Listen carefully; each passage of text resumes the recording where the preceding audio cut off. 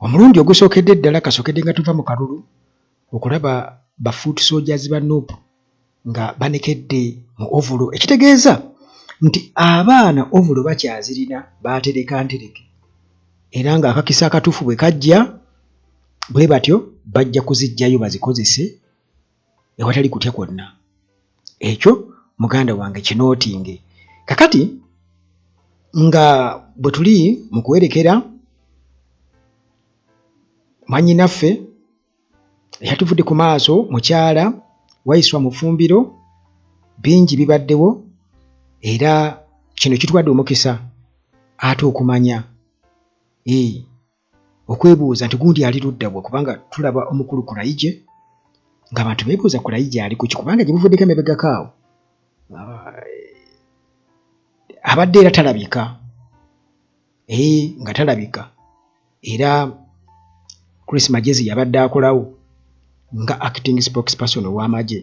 nga kigambibwa okuba nti Kulaije y'omu ku abo abatava ku nnyonyi nga bagenda okufuna obujjanjabi wabweru w'eggwanga. Kati tuba tuli awo ate ekifaananyi kyana kifuluma eky'omukulu ayitibwa bagambye ni Frank tumwebaze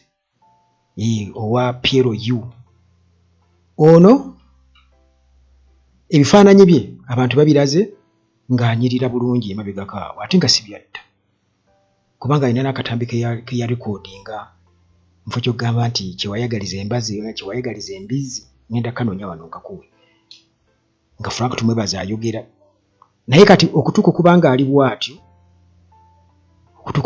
bw'atyo ng'asigaza maaso go, kumanyi bagamba nti eriiso lyo terikogga. Kale tetumanyi kikimulya naye kireetedde abantu nti okufa kwa mukyala Waiswa Mufumbiro kuziikudde bino kwajjukira kubaddewo mu biseera bye bimu ng'ate bano bali mu lituuti yabwe ekyankwanzi ne tusobola okubalaba bonna. Kakati oyo omukulu ayambadde yeero awo era ekifaananyi kyawo ng'ali bw'atyo ate wali ng'anyirira bulungi nnyo, abantu beebuuza ki ekimulya. Si mu bubi, si kwebuuza mu bubi, kubanga ne Mohamed Nsereko naye ennaku ezo abantu nga beebuuza omusajja kiki ekimulya, kiki ekimulya, kubanga kakati anti bagamba nti abafumuziike bafu bannammwe. Kakati akatambi ng'ayogera wano ngenda mulaba nga musajja anyirira bulungi nnyo ate nga byayogerako bya PLU wano. Munvudeyo okubawakanya era mubawakanye gye baali baagalaza embizi Kataaze MKOE Sobaali baagaliza embazzi asudde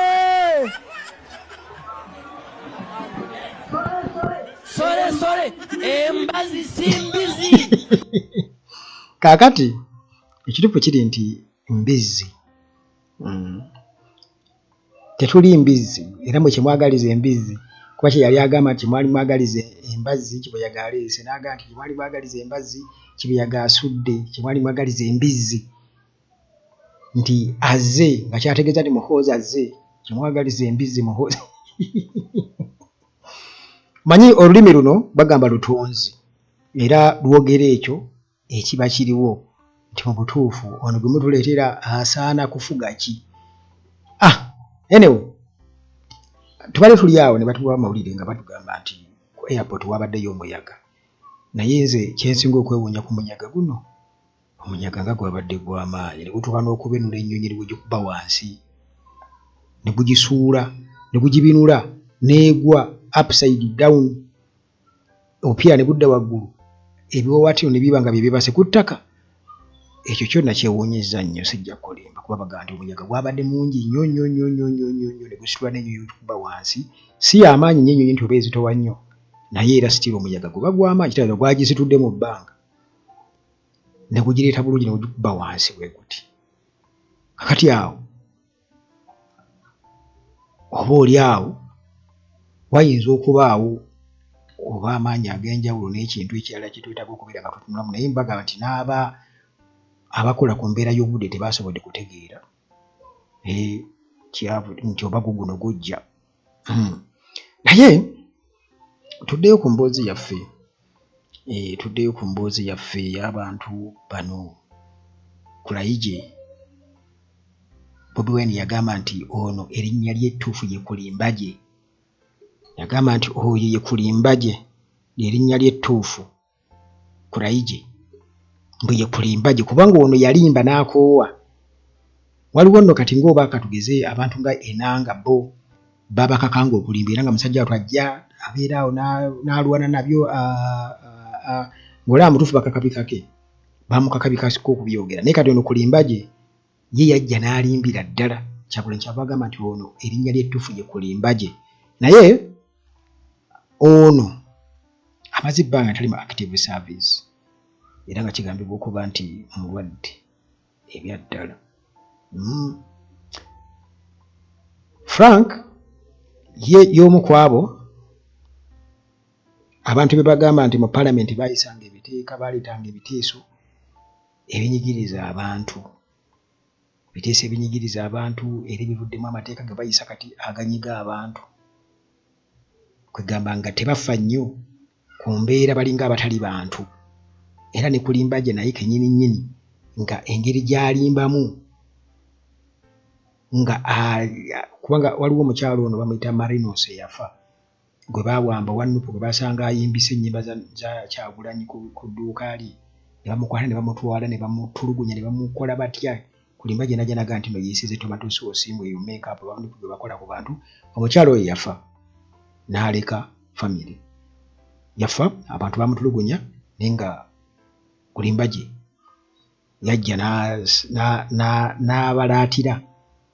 mu bulamu bw'omukyalo oyo kye mujjukirako Kulimbaje. Mpozzi ne bino ebya Frank ebya bamuyitaano oyo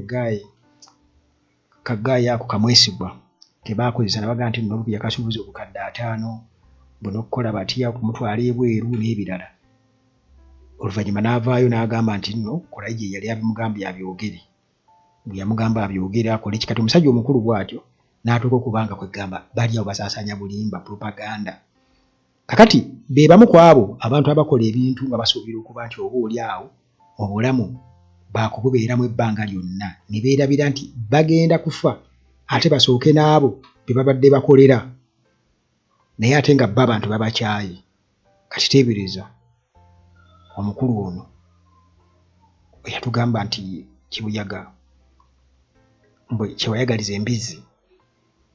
oyo nti jjukira tosobola kuva mu kamera balina okukwata ebifaananyi ku myaka emito abantu ne baleka okubeera nga bakusekerera kwegamba ofuuse kisekererwa naye olw'okuba nti wayogera ku bintu ebinyigiriza abantu mu Parliament so nga ate waliwo abantu abafudde kati ng'Owesifuse yafa juzi gwe bagamba nti gwe baanyiga olwa Kyagulanyi ne beebuzaabuza nti nedda yafudde ebirwadde byabadde mulwadde simanya biki so nga ate beerabidde naffe tukimanyi bulungi nnyo nti tebasobola kuwa mulimu mu SFC kati nga ku myaka egyo emito kuba obulwadde bwe baali boogerako bwe simanyi yalwala ki yalwala kansa yalwala ki oba yalwala ki era baali badde bamujjada mu active service bw'aba nga yalina obulwadde obwo naye okutuuka okuba nti nno tuli mu kalulu ka 2026 ng'akyakola nga tamaze ebbanga nti mulwadde liri awo lwaki era abo afa mu kaseera ako Kyagulanyi wabulidde nga bamunoonya. Kale nti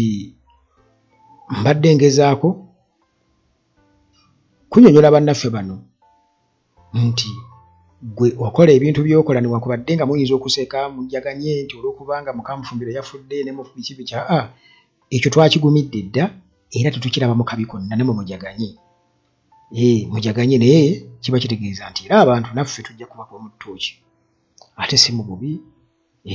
nga bwe tutunuulira buti embeera bw'etambula bw'egenda mu maaso kitegeeza tunaffe tuba tulina okuba nga tugikolako update tumanye tusigazza bameka mu kuba tukijjanya tulinawo